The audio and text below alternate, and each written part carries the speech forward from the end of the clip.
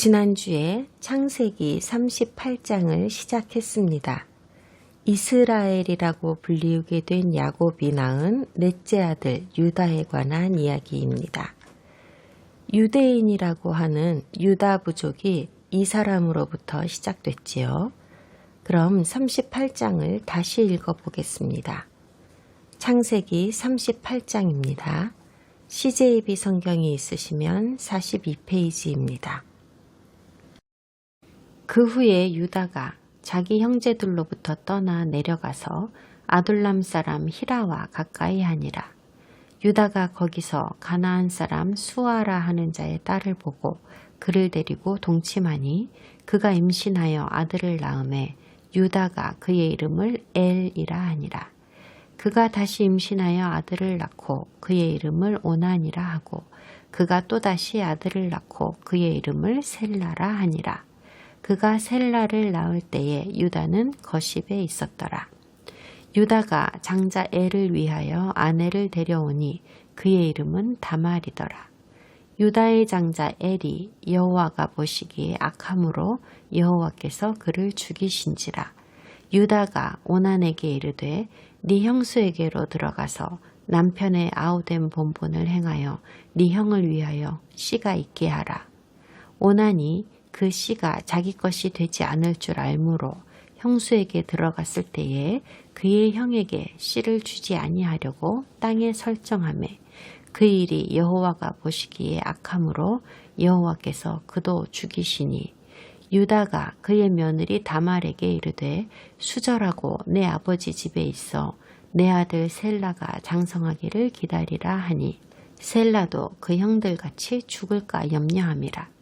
다말이 가서 그의 아버지 집에 있으니라. 얼마 후에 유다의 아내 수아의 딸이 죽은지라. 유다가 위로를 받은 후에 그의 친구 아둘람 사람 히라와 함께 딥나로 올라가서 자기의 양털 깎는 자에게 이르렀더니 어떤 사람이 다말에게 말하되 네 시아버지가 자기의 양털을 깎으려고 딥나에 올라왔다 한지라. 그가 그 과부의 의복을 벗고 너울로 얼굴을 가리고 몸을 휩싸고 딥나 길곁 에나임 문에 앉으니 이는 셀라가 장성함을 보았어도 자기를 그의 아내로 주지 않음으로 말미암음이라. 그가 얼굴을 가리었으므로 유다가 그를 보고 창녀로 여겨 길 곁으로 그에게 나아가 이르되 청하건대 나로 내게 들어가게 하라 하니 그의 며느리인 줄을 알지 못하였습니다. 그가 이르되 당신이 무엇을 주고 내게 들어오려느냐. 유다가 이르되 내가 내 떼에서 염소 새끼를 주리라. 그가 이르되 당신이 그것을 줄 때까지 담보물을 주겠느냐. 유다가 이르되 무슨 담보물을 내게 주랴. 그가 이르되 당신의 도장과 그 끈과 당신의 손에 있는 지팡이로 하라. 유다가 그것들을 그에게 주고 그에게로 들어갔더니 그가 유다로 말미암아 임신하였더라. 그가 일어나 떠나가서 그 너울을 벗고 과부의 의복을 도로 입으니라. 유다가 그 친구 아둘람 사람의 손에 부탁하여 염소 새끼를 보내고 그 여인의 손에서 담보물을 찾으려 하였으나 그가 그 여인을 찾지 못한지라. 그가 그곳 사람에게 물어 이르되 길 곁 에나임에 있던 창녀가 어디 있느냐. 그들이 이르되 여기는 창녀가 없느니라. 그가 유다에게로 돌아와 이르되 내가 그를 찾지 못하였고 그곳 사람도 이르기를 거기에는 창녀가 없다 하더이다 하더라. 유다가 이르되 그로 그것을 가지게 두라. 우리가 부끄러움을 당할까 하노라. 내가 이 염소 새끼를 보냈으나 그대가 그를 찾지 못하였느니라. 석 달쯤 후에 어떤 사람이 유다에게 일러 말하되 네 며느리 다말이 행음하였고 그 행음함으로 말미암아 임신하였느니라. 유다가 이르되 그를 끌어내어 불사르라. 여인이 끌려나갈 때에 사람을 보내어 시아버지에게 이르되 이 물건 임자로 말미암아 임신하였나이다. 청하건대 보소서 이 도장과 그 끈과 지팡이가 누구의 것이니까 한지라. 유다가 그것들을 알아보고 이르되 그는 나보다 옳도다. 내가 그를 내 아들 셀라에게 주지 아니하였음이로다 하고 다시는 그를 가까이 하지 아니하였더라. 해산할 때에 보니 쌍태라. 해산할 때에 손이 나오는지라. 산파가 이르되 이는 먼저 나온 자라 하고 홍색 실을 가져다가 그 손에 메었더니 그 손을 도로 들이며 그의 아우가 나오는지라. 산파가 이르되 네가 어찌하여 터뜨리고 나오느냐 하였으므로 그 이름을 베레스라 불렀고 그의 형 곧 손에 홍색 실 있는 자가 뒤에 나오니 그의 이름을 세라라 불렀더라. 혈통과 족보에 관한 이야기가 나오고요. 당시의 전통적인 문화에 대한 정보도 알 수 있고 훗날에 세워지는 도시들이나 인물들과의 연관성도 알 수 있게 해주는 역사적 자료들이 많이 담겨 있는 챕터입니다. 여기에 열거되어 있는 아둘람, 거십, 딥나, 에나임 같은 이름들은 나중에 유다 족속의 영토 안에서도 찾을 수 있는 이름들입니다. 38장은 요셉의 이야기에 집중하고 있던 37장과는 별로 관계가 없어 보이기는 하지만 사실 유다의 존재의 중요성을 보여주는 것이고 이는 미래에 등장하는 다윗 왕과도 직접적으로 연결이 되는 이야기입니다. 이 당시에는 아직 이스라엘이 가나안 영토를 차지하지 못했을 때이므로 가나안 땅을 12지역으로 나누지도 않았을 시기입니다. 이 사건이 일어난 시기는 요셉이 무역상들에게 팔려가고 나서 야곱이 흉년을 견디려고 가족들을 이집트로 이주시키기로 결심한 즈음인 것 같습니다. 이 스토리를 보면 유다는 가나안 여자에게서 아들들을 낳았습니다. 하나님께서 절대 허용하시지 않는 일입니다. 이 여자의 이름은 모르지만 아버지의 이름이 수아라는 것은 알 수 있습니다. 의심의 여지 없이 유다는 당분간 가족들을 떠나기로 의도적인 결정을 내렸던 것 같습니다. 1절에 유다가 자기 형제들로부터 떠나 라고 쓰여 있기 때문입니다. 이스라엘 사람이 가나안 여자와 결혼한다는 것은 생각도 할 수 없는 일이라는 걸 그는 잘 알고 있었습니다. 집안에서 받아들여주지 않는 잘못된 결혼을 하고 싶을 때에 보통 어떻게들 합니까? 집을 나가죠? 가족들 꼴을 보지 않으면 되니까요. 유다가 그렇게 한 겁니다. 이름 모를 이 여자는 유다에게 아들 셋을 낳아 주었는데 셋 중 누구도 약속을 이어받을 자격이 없었습니다. 이들은 모두 가나안 혈통이었기 때문입니다. 물론 유다는 이런 생각을 하지 못했습니다. 게다가 자기 삼촌인 에서가 장남의 축복을 받지 못한 데에는 가나안 여자와 결혼을 한 이유도 있다는 것 역시 전혀 눈치채지 못하고 있었습니다. 유다도 지금 똑같은 짓을 하고 있습니다. 우리들 역시도 유다 같은 짓을 자주 합니다. 하나님을 믿는다고 하면서 매일의 삶에서는 믿음에서 먼 행동을 하고는 합니다. 그러면서 스스로 한 짓 때문에 생기는 고민과 슬픔이 우리를 괴롭히는 삶을 살게 됩니다. 지금 유다가 그런 상황입니다. 그렇지만 외국인 여자들도 이스라엘에 합류할 수 있게 되고 그들도 이스라엘 민족이라 여김받는 날이 도래합니다. 이스라엘의 일원이 되는 것 혹은 접붙임 받는다는 그 개념은요. 하나님께서 일찍부터 세워놓으신 통치역학 중 하나입니다. 이 장의 마지막 부분에서 우리는 가나안 여자와 이스라엘의 관계에 대해서 좀 더 살펴보기로 하겠습니다. 유다의 세 아들은 장성했고 유다는 당시의 전통대로 엘을 위해 다말이라는 이름의 며느리를 골랐습니다. 다말은 야자나무라는 뜻입니다. 엘이 악하였으므로 하나님이 엘을 죽이셨다고 하죠. 이제 다말은 과부가 되었습니다. 키포인트는 다말에게 아이가 없다는 것인데요. 정확히 말하자면 아들이 없는 과부가 된 것입니다. 남편이 죽기 전에 딸이라도 낳았었을 수는 있겠지요. 아무도 모릅니다. 둘째 아들인 오난에게 과부가 된 형수랑 결혼을 하라고 유다는 지시합니다. 당시의 전통적인 관습이었는데 선택권은 없습니다. 형제가 법적으로 당연히 행할 일이었습니다. 이것은요, 아이를 낳지 못하는 아내를 대신해서 시바지인 첩을 드리는 것과 같은 이치인데요.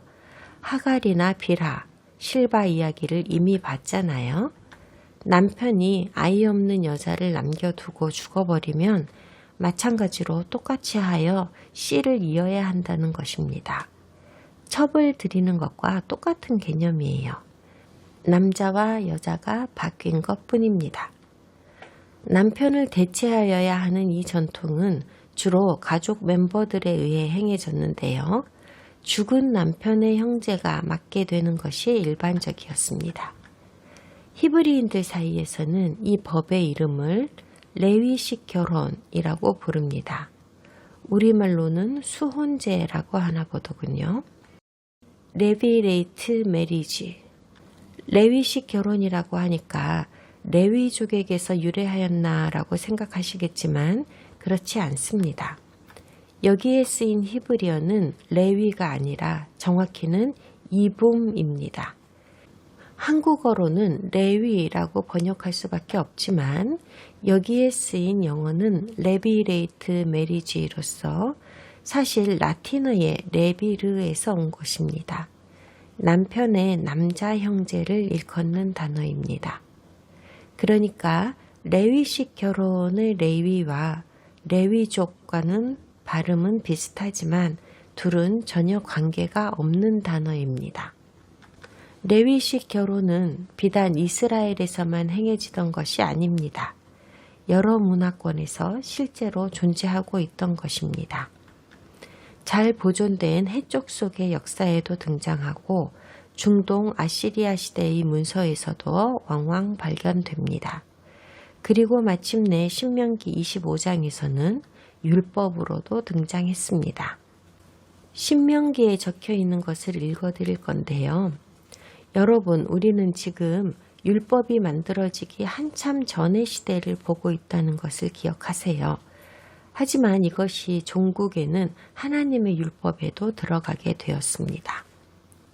형제들이 함께 사는데 그중 하나가 죽고 아들이 없거든 그 죽은 자의 아내는 나가서 타인에게 시집가지 말 것이요. 그의 남편의 형제가 그에게로 들어가서 그를 맞이하여 아내로 삼아 그의 남편의 형제된 의무를 그에게 다 행할 것이요. 그 여인이 낳은 첫 아들이 그 죽은 형제의 이름을 잊게 하여 그 이름이 이스라엘 중에서 끊어지지 않게 할 것이니라.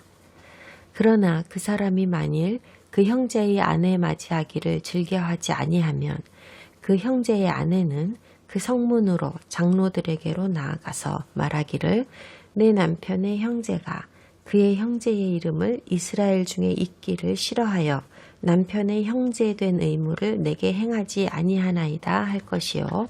그 성읍 장로들은 그를 불러다가 말할 것이며 그가 이미 정한 뜻대로 말하기를 내가 그 여자를 맞이하기를 즐겨하지 아니하노라 하면 그의 형제의 아내가 장로들 앞에서 그에게 나아가서 그의 발에서 신을 벗기고 그의 얼굴에 침을 뱉으며 이르기를 그의 형제의 집을 세우기를 즐겨 아니하는 자에게는 이같이 할 것이라 하고 이스라엘 중에서 그의 이름을 신벗김 받은 자의 집이라 부를 것이니라.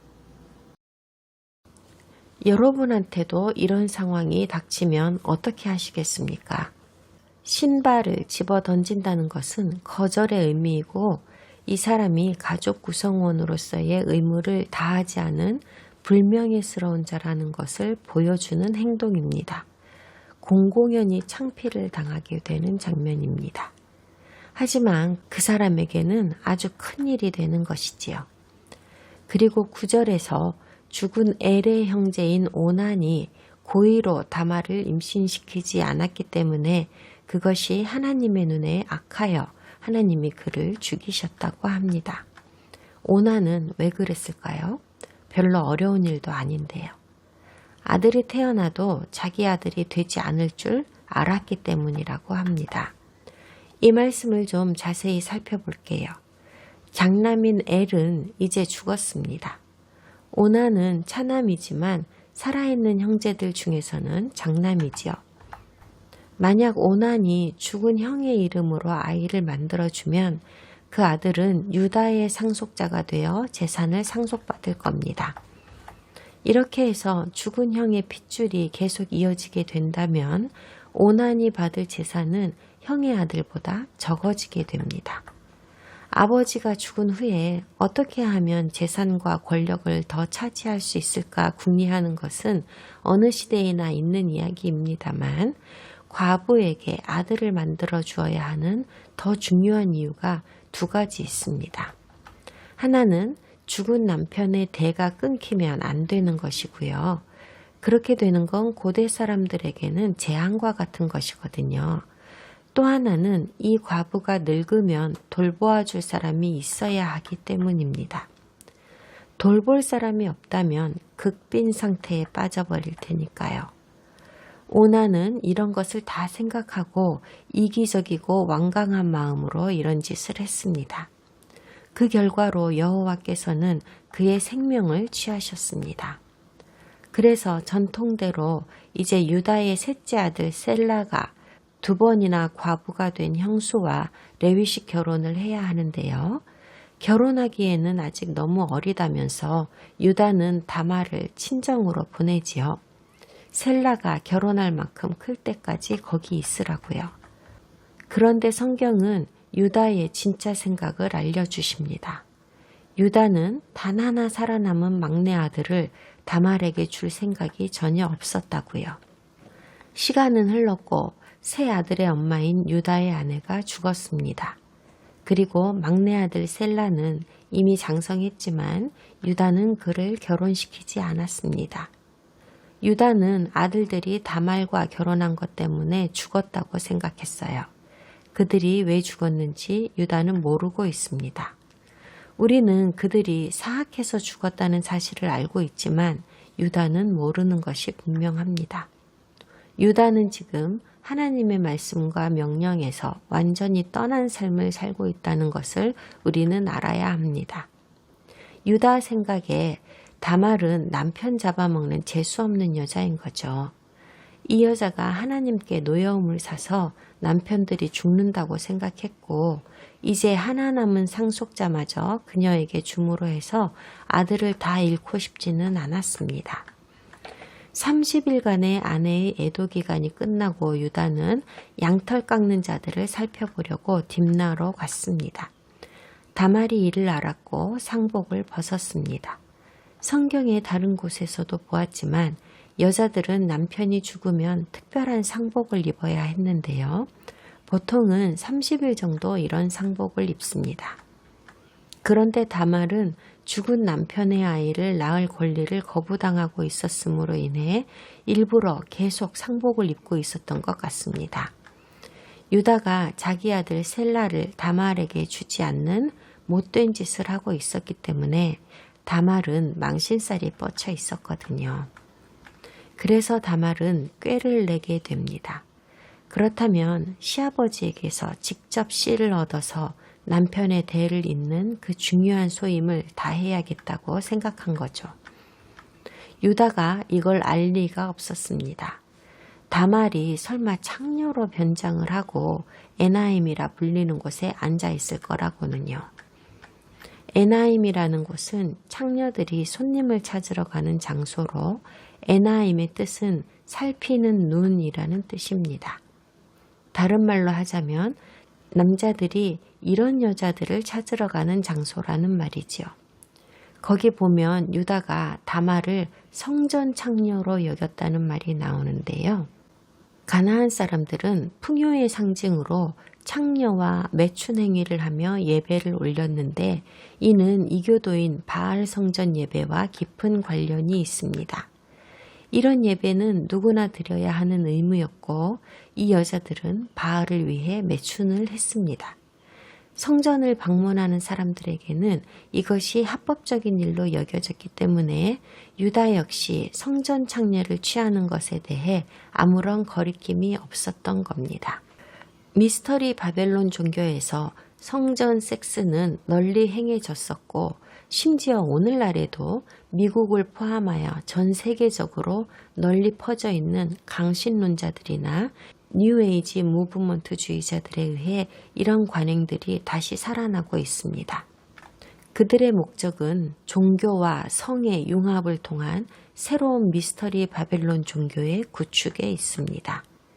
이것은요, 하나님의 말씀과 뜻은 안중에도 없이 쉽게 인간의 전통을 받아들이고 이교도와의 좋은 관계를 유지하려는 목적으로 그들의 관습을 수용하면서 평화를 추구하기에만 급급한 현대의 기독교인들 그리고 그들의 교회와도 다르지 않은 모습이라고 할 수 있습니다. 우리가 여기 나오는 유다처럼 전통에 의해 행해지는 익숙한 관행들을 고집하는 것은 하나님에 대한 명확한 반역입니다. 다말의 계획은 성공합니다. 그녀는 성전 창녀인 것처럼 유다를 속여서 값을 치르게 했고 드디어 임신을 합니다. 3개월 후에 다말이 임신한 사실이 알려지고 누군가 유다에게 말을 했죠. 가족의 명예를 지키기 위하여 유다는 그녀를 간통죄로 태워 죽이라고 합니다. 다말은 결혼하지 않은 채 임신을 했으니 부정을 저질렀다는 증거거든요. 당시의 관념으로 다말은 유다와 그의 집에 불명예를 안겨주는 죄를 저지른 것입니다. 불명예는 사회적 낙인을 가져오는 매우 심각한 죄로서 항상 큰 값을 치르게 합니다. 그 값은 보통 죽음입니다. 하지만 유다는 자기가 아이 아버지임을 알게 됩니다. 자기 아들 셀라를 다말에게 주지 않으므로 그녀가 이런 엄청난 짓을 했다는 사실을 깨달았습니다. 그리고 죄를 지은 것은 다말이 아니라 자신임을 선언합니다. 그리고 회개했고 다말은 목숨을 부지할 수 있었습니다. 게다가 유다는 다말이 한 짓이 의롭다고까지 말을 합니다. 근데요, 이 부분은요, 좀 의견이 갈리는 부분입니다. 분명히 성경에서는 이 일이 역사적으로나 현실적으로 잘못되지 않은 일이라고 그럴만했다는 식으로 묘사하고는 있지만 사실은 이렇게 기술한 작가가 잘못되었습니다. 다말이 한 짓은 의로운 일이 아닙니다. 유다가 비록 자기가 한 짓보다도 의롭다고 기술하고는 있지만요. 하나님은 다만 그들의 죄나 반역조차도 그분의 성스러운 뜻을 달성하기 위하여 이용하신다는 걸 보여주는 겁니다. 우리도 자칫 다말의 행동이 의롭다고 생각할 수도 있을 텐데요. 당시의 문화 속에서는 의롭다고 말할 수는 있을 겁니다. 다만 하나님께서 말씀하시는 의는 아닙니다. 결국 문화적으로는 의로운 행동을 한 것이 되었으므로 그녀는 집안의 명예를 더럽힌 것이 아니게 되었습니다. 다말은 쌍둥이를 낳았습니다. 베레스와 세라입니다. 유다가 풍습을 어기고 자기 아들 셀라를 다말에게 주지 않은 잘못된 행동 때문에 다말은 수치를 당했습니다. 하지만 이런 잘못된 행동이 결국 영적으로는 옳은 행동이 되어 돌아왔습니다. 유다가 가나안 여자를 통해 낳은 가나안 아이들에 의해 혈통이 이어질 뻔했는데 하나님은 그것을 원치 않으셨습니다. 유다는 하나님 앞에서 자기가 지은 죄를 전혀 인식하지 못했습니다. 결국 이 모든 것이 다 해피엔딩으로 드러났기 때문입니다. 적어도 그는 그렇게 생각했습니다. 고대 랍비들은 이 이야기에는 나오지 않는 아주 중요한 정보들을 많이 가지고 있었습니다. 다말은 셈족이랍니다. 성스러운 혈통인 셈의 자손이랍니다. 그녀는 가나안 족속이 아니며 저주받은 악한 혈통인 함의 자손도 아닙니다. 지금 현재까지로 유다는 가나안 여자에게서 아들 셋을 생산하였는데요.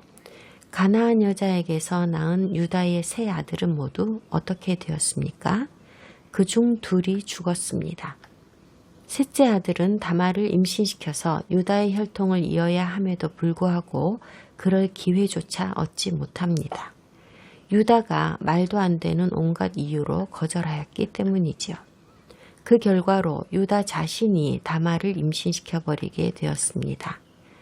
유다가 가나안의 피로 오염시킬 뻔한 혈통을 물론 유다는 신경도 쓰지 않았지만요. 유다 자신이 셈족 여인 다말을 임신시킴으로써 결국 셈족의 아들이 태어나 약속을 이어받는 매우 긍정적인 결과가 되었습니다. 앞장에서 우리는 하나님께서 이스라엘과 가나안 피가 섞이는 것을 허락하지 않으심을 보았습니다. 특별히 약속을 이어야 하는 혈통은 더욱 그렇습니다. 여호와께서는 심지어 약속의 혈통에는 직접적으로 영향을 주지 않는 결혼일지라도 즉 야곱의 딸 디나와 세겜의 아들을 결혼시키려고 했을 때에도 시므온과 레위에 의해 세겜의 모든 남자를 죽이게 하셨습니다. 그런데 이제 유다가 셈족인 다말과 연합하여 아이들을 생산하게 됨으로써 하나님께는 미쁘게 받아들여지는 결합이 된 것입니다. 그래서 결국 아브라함에서 시작되어서 이삭, 야곱에게로 이어진 약속의 혈통은 이제 유다의 시대에 와서 다말을 통하여 순수한 혈통의 메시아를 생산할 수 있게 된 것입니다. 예슈아의 장황한 족보를 열거하는 성경 부분에서 우리는 베레스라는 이름을 보게 되는데요. 바로 이 다말이 생산한 쌍둥이 아들 중 장남이 그 사람입니다. 베레스는 4대째 약속의 혈통인 유다와 과부가 된 유다의 자부인 다말의 아들로서 가나안의 피가 전혀 섞이지 않은 사람입니다. 여기서 또 하나님의 통치 역학인 성화가 작동하였음을 봅니다. 베레스는 유다의 다른 아들들과는 뚝 떨어졌고 분리되었고 그리고 선택되었습니다. 처음에 아브라함에게 주셨던 그 중요한 약속을 잇는 통로가 되기 위해서 말이죠. 그리고 유다와 다말이 문화적인 전통 속에서 얻어내려고 했던 이기적인 욕망과 의지를 통하여 하나님의 섭리가 또 어떻게 작용하였는지도 똑똑히 볼 수 있었습니다. 그들은 하나님께 순종하려고도 하지 않았고 베레스라는 약속의 혈통을 생산하게 되리라고는 꿈에도 생각하지 못했습니다. 이 이야기는 하나님의 섭리를 아주 잘 보여주고 있는 아주 좋은 예라고 할 수 있습니다. 보이는 것보다 더 큰 의미가 담겨 있는 챕터였습니다. 그럼 39장으로 넘어가겠습니다. 39장에서는 요셉의 이야기가 다시 전개됩니다. 가나안에서의 삶은 끝나고 이제 이집트에서의 삶이 시작되며 요셉은 거기서 일생을 마치게 됩니다. 창세기 39장을 모두 읽겠습니다. CJB 성경이 있으시면 43페이지입니다. 요셉이 이끌려 애굽에 내려가매 바로의 신하 친위대장 애굽 사람 보디발이 그를 그리로 데려간 이스마엘 사람의 손에서 요셉을 산이라. 여호와께서 요셉과 함께 하심으로 그가 형통한 자가 되어 그의 주인 애굽 사람의 집에 있으니 그의 주인이 여호와께서 그와 함께 하심을 보며 또 여호와께서 그의 범사에 형통하게 하심을 보았더라. 요셉이 그의 주인에게 은혜를 입어 섬김에 그가 요셉을 가정 총무로 삼고 자기의 소유를 다 그의 손에 위탁하니 그가 요셉에게 자기의 집과 그의 모든 소유물을 주관하게 한 때부터 여호와께서 요셉을 위하여 그 애굽 사람의 집에 복을 내리심으로 여호와의 복이 그의 집과 밭에 있는 모든 소유에 미친지라. 주인이 그의 소유를 다 요셉의 손에 위탁하고 자기가 먹는 음식 외에는 간섭하지 아니하였더라. 요셉은 용모가 빼어나고 아름다웠더라. 그 후에 그의 주인의 아내가 요셉에게 눈짓하다가 동침하기를 청하니 요셉이 거절하며 자기 주인의 아내에게 이르되 내 주인이 집안의 모든 소유를 간섭하지 아니하고 다 내 손에 위탁하였으니 이 집에는 나보다 큰 이가 없으며 주인이 아무것도 내게 금하지 아니하였어도 금한 것은 당신뿐이니 당신은 그의 아내임이라. 그런즉 내가 어찌 이 큰 악을 행하여 하나님께 죄를 지으리이까. 여인이 날마다 요셉에게 청하였으나 요셉이 듣지 아니하여 동침하지 아니할 뿐더러 함께 있지도 아니하니라. 그러할 때에 요셉이 그의 일을 하러 그 집에 들어갔더니 그 집 사람들은 하나도 거기에 없었더라. 그 여인이 그의 옷을 잡고 이르되 나와 동침하자. 그러나 요셉이 자기의 옷을 그 여인의 손에 버려두고 밖으로 나가매 그 여인이 요셉이 그의 옷을 자기 손에 버려두고 도망하여 나감을 보고 그 여인의 집 사람들을 불러서 그들에게 이르되 보라, 주인이 히브리 사람을 우리에게 데려다가 우리를 희롱하게 하는도다. 그가 나와 동침하고자 내게로 들어오므로 내가 크게 소리질렀더니 그가 나의 소리질러 부름을 듣고 그의 옷을 내게 버려두고 도망하여 나갔느니라 하고 그의 옷을 곁에 두고 자기 주인이 집으로 돌아오기를 기다려 이 말로 그에게 말하여 이르되 당신이 우리에게 데려온 히브리 종이 나를 희롱하려고 내게로 들어왔으므로 내가 소리질러 불렀더니 그가 그의 옷을 내게 버려두고 밖으로 도망하여 나갔나이다. 그의 주인이 자기 아내가 자기에게 이르기를 당신의 종이 내게 이같이 행하였다 하는 말을 듣고 심히 노한지라. 이에 요셉의 주인이 그를 잡아 옥에 가두니 그 옥은 왕의 죄수를 가두는 곳이었더라. 요셉이 옥에 갇혔으나 여호와께서 요셉과 함께 하시고 그에게 인자를 더하사 간수장에게 은혜를 받게 하시매 간수장이 옥중 죄수를 다 요셉의 손에 맡김으로 그 재반 사물을 요셉이 처리하고 간수장은 그의 손에 맡긴 것을 무엇이든지 살펴보지 아니하였으니 이는 여호와께서 요셉과 함께 하심이라. 여호와께서 그를 범사에 형통하게 하셨더라. 39장은 요셉이 이집트로 내려가서 보디발에게 종으로 팔린 이야기로 시작됩니다. 주의를 기울이지 못하셨겠지만 첫 구절이 좀 이상하게 시작합니다. 바로의 신하 친위대장 애굽 사람 보디발이라고 하죠. 지금 여기는 이집트입니다. 그런데 굳이 보디발이 이집트 사람이라는 말을 할 필요가 있었을까요? 차라리 그가 이인자였다라거나 뭐 그런 말이 있어야 할 텐데 이집트인이라고 소개했어요. 이 책을 쓴 모세는 어떤 이유가 있어서 이렇게 쓴 겁니다. 당시의 실정에 그 답이 있는데요. 이스라엘 민족이 주된 세력이 되기 한참 전에 이집트는 비이집트인들에 의해 통치되고 있었습니다. 무슨 말이냐면요. 이집트가 세계적인 강대국으로 부상하게 되는 것은 한참 후의 일이거든요.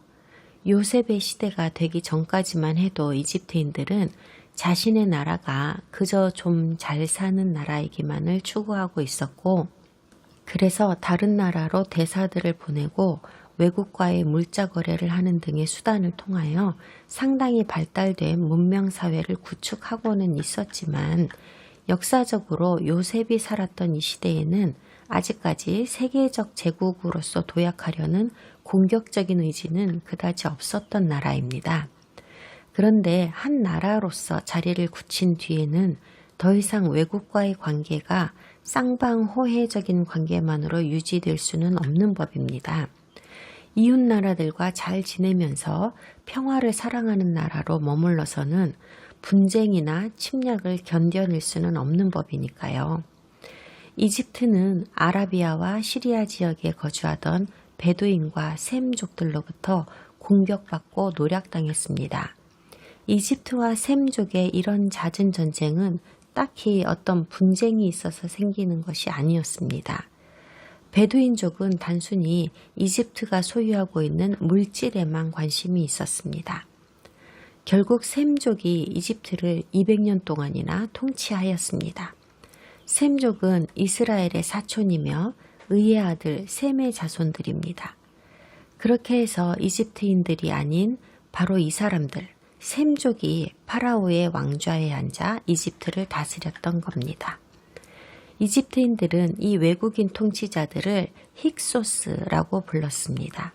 힉은 왕이고 소스는 목자라는 뜻으로 이 외국인들은 목자의 왕들이라고 불리웠다는 거죠. 그들에 대한 정보가 많지는 않습니다. 그들이 통치했던 정확한 시기도 알 수 없습니다.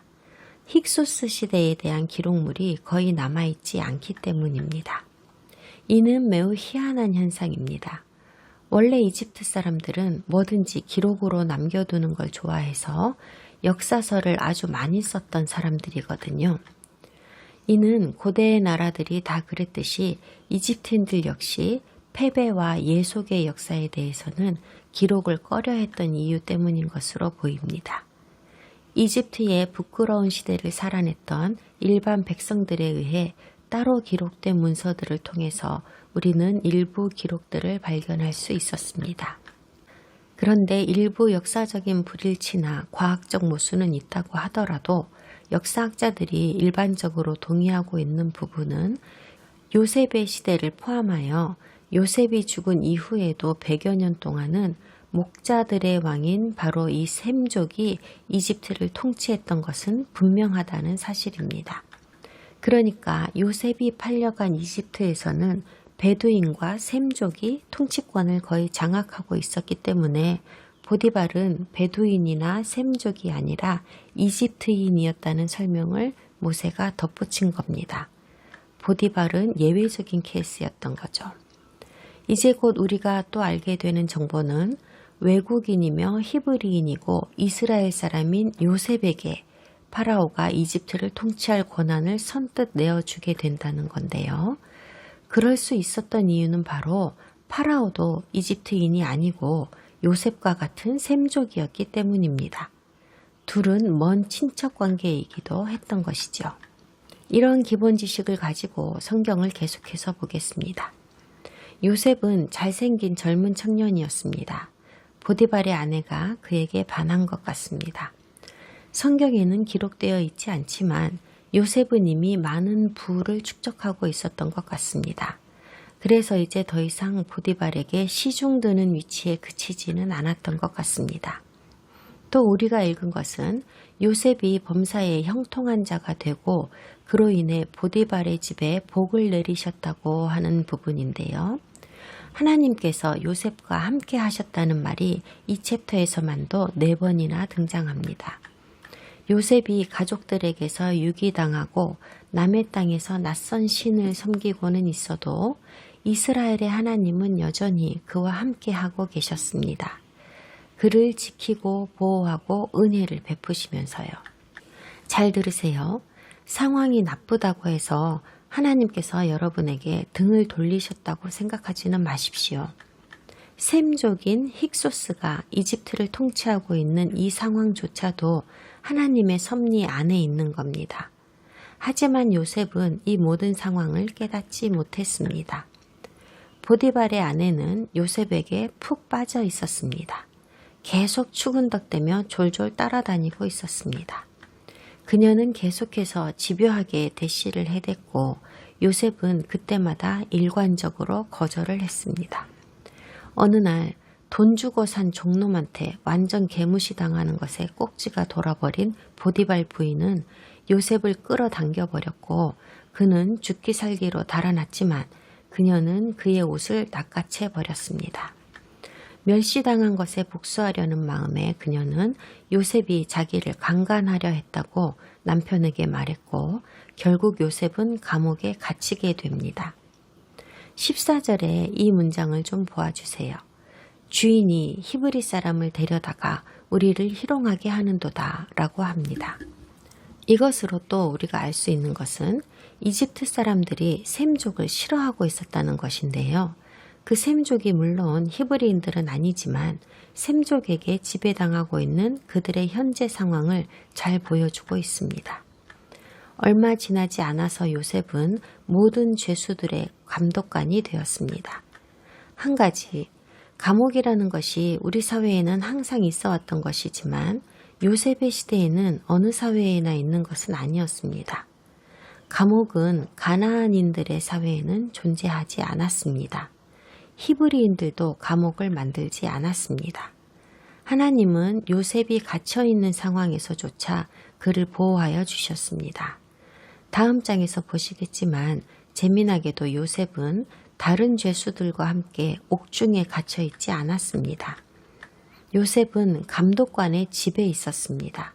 그것이 다락인지 지하인지는 모르지만 어쨌든 집의 모양을 갖춘 주거시설에 있었습니다. 요셉이 알든 모르든 그는 자신을 잡아넣은 사람에게조차 신뢰를 얻고 있었고 누구든지 와서 그를 만날 수 있는 자유로운 위치에 있었습니다. 이런 상황들 때문에 그가 형통했다고 말하는 겁니다. 하나님께서 그를 위해 특별한 것을 준비하셨습니다. 하나님의 섭리 중 두 번째 이야기가 요셉의 인생에서 장황하게 펼쳐지게 됩니다. 40장에서 그것을 보시겠습니다.